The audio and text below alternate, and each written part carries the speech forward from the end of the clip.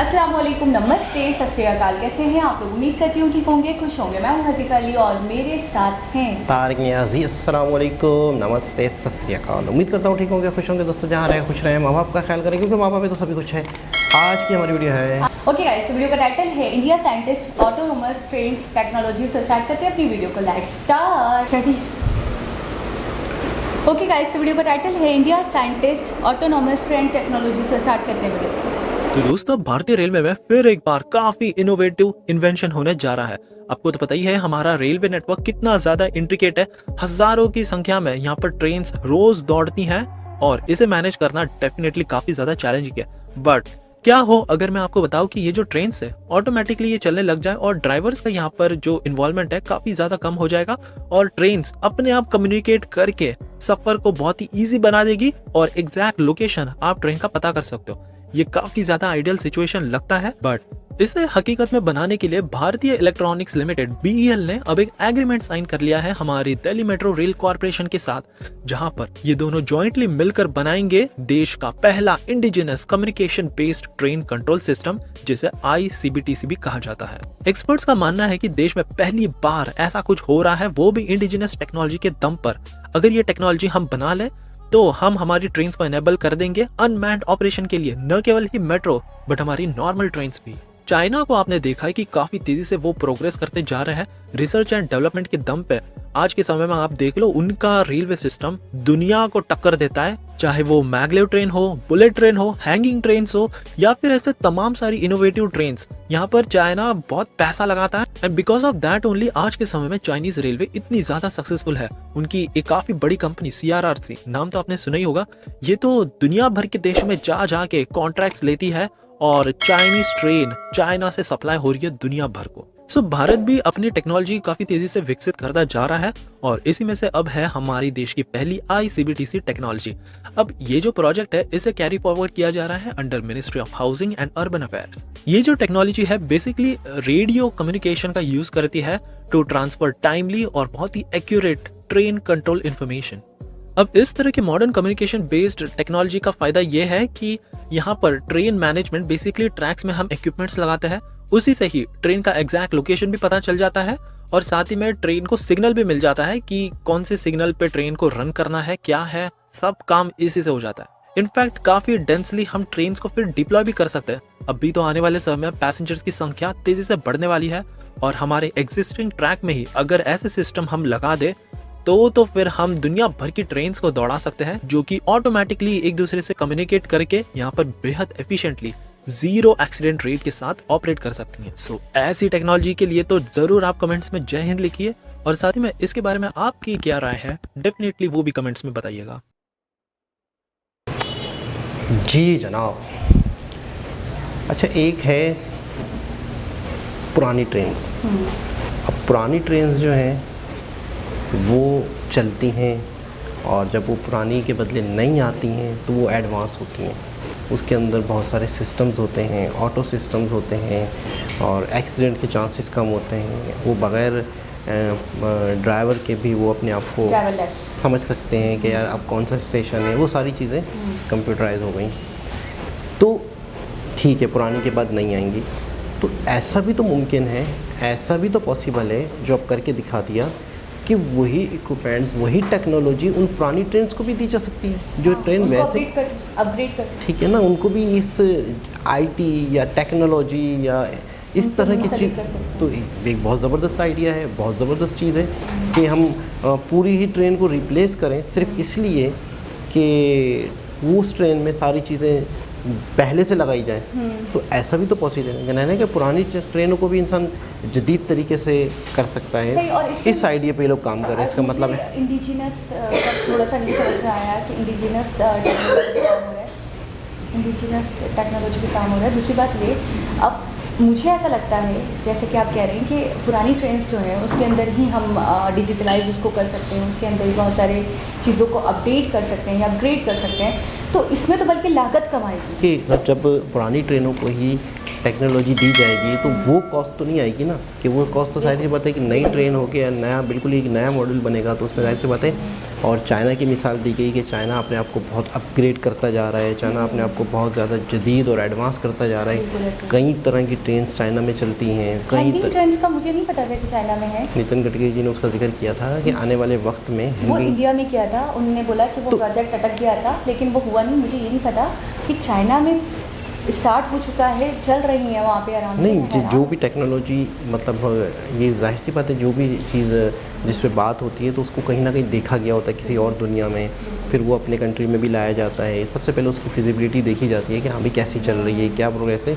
मेरे ख्याल में एक हैंगिंग ट्रेन के हवाले से कोई हादसा हो गया था, मैं बोल तो रही हूँ, तो जिसकी वजह से फिर वो एक आवाम की तरफ से भी और फिर न्यूज़ भी, फिर ख़बरें भी, तो फिर तनकीद भी, तो फिर उस वजह से वो प्रोजेक्ट आगे नहीं बढ़ा। लेकिन मोदी जी ने कहा था कि हम अपने दौरे हुकूमत में, और नितिन जी ने भी कहा था कि मैं उसमें बहुत इंटरेस्टेड हूँ, मैं वो प्रोजेक्ट दोबारा स्टार्ट करवाऊँगा। दूसरी बात ये कि चाइना की जो ट्रेन्स हैं, यानी कि चाइना की जो रेलवेज है, CRC जो उन्होंने अभी नाम भी लिया वीडियो में, तो वो उनकी वो कोशिश है और उनकी कोशिशें ये हैं, उन्होंने अपने यहाँ तो समझे एक तरीके से सामान भर लिया है, उन्होंने अपने यहाँ तो टेक्नोलॉजीज़ भर ली, उन्होंने अपने यहाँ तो सब कुछ कर लिया, वो हर देश से आगे चल रहे हैं। वो दुनिया में अव्वलीन देशों में आते हैं और सबसे आगे चलते हैं टेक्नोलॉजी के हवाले से, मैन्युफैक्चरिंग के हवाले से। अब उनकी एक पॉलिसी ये है कि जो हमने कर लिया, अब हम दूसरों के पास भी जाकर इन्वेस्टमेंट लाएँ, वो चीज़ उनको प्रोवाइड करें और उनसे पैसे लें। जैसे कि उन्होंने बताया CRC का मकसद ये होता है कि वो डिफरेंट कंट्रीज़ में जाता है और वहाँ से प्रोजेक्ट्स लेकर आता है और फिर उनको अपनी ट्रेन सप्लाई करता है या फिर एक तरीके से एक्सपोर्ट करता है। तो ये एक तरीके से जो भी काम करते हैं, पहले तो अपने मुल्क को मजबूत करते हैं, उसके बाद ये कमाने के ज़रिए निकालते हैं कि अब इससे कमाया कैसे जाए। चाइना का एक पॉलिसी यही है कि वो इतनी बल्क में चीज़ बनाते हैं, इतनी ज़्यादा बनाते हैं कि चाइना ने यूँ समझ लो कि अपने आप को पूरी दुनिया की फैक्ट्री बनाया हुआ है, कि पूरी दुनिया से जो मटेरियल जा रहा है, पूरी दुनिया से छोटे छोटे बच्चों के खिलौनों से लेके जहाज़, हवाई जहाज़, जो भी चीज़ें, इलेक्ट्रिक गाड़ियाँ, रिक्शे, इतनी चीज़ें। अच्छा, चाइना की एक और वो है कि चाइना ने ये सोचा है कि मिसाल के तौर पे कोई भी शख्स अपनी प्रोडक्ट बनाना चाहता है, वॉच ले लेते हैं। अब आप अपनी एक वॉच बनाना चाहते हैं, अब आप उसकी एक क्वालिटी बनाना चाहते हैं, वो पूरी दुनिया में एक ब्रांड बनाना चाहते हैं, तो भी आपको फैक्ट्री लगाने की ज़रूरत नहीं है। अब अच्छा, उसकी वजह चाइना ने क्या कर दिया, चाइना ने हर चीज़ की ब्रांडिंग भी आपको दे दी।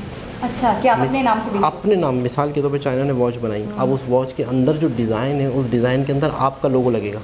आपकी अगर कोई कंपनी लॉन्च करना चाह रहे हैं, कैप है, अब कैप भी आप चाइना से मंगवा सकते हो। उन्होंने वहाँ पे कस्टमाइज़ दे दिया कि आप हमसे 10,000, 20,000, 50,000 कैप ऑर्डर करो हमें, जो आप हमें लोगो सेंड करोगे हम आपको वही से कप हैं, घड़ियाँ हैं, दीवार की घड़ियाँ हैं, कोई डिज़ाइन है, शूज़ हैं, क्वालिटी बता देगा वो ABCD। एक ए नंबर की क्वालिटी पे आपको इतने कम से कम पर पीसीस ख़रीदने पड़ेंगे और इसमें आपको ये लागत आएगी और इसमें आपकी ब्रांडिंग होगी। अगर ब्रांडिंग होगी या हमारी ब्रांडिंग होगी।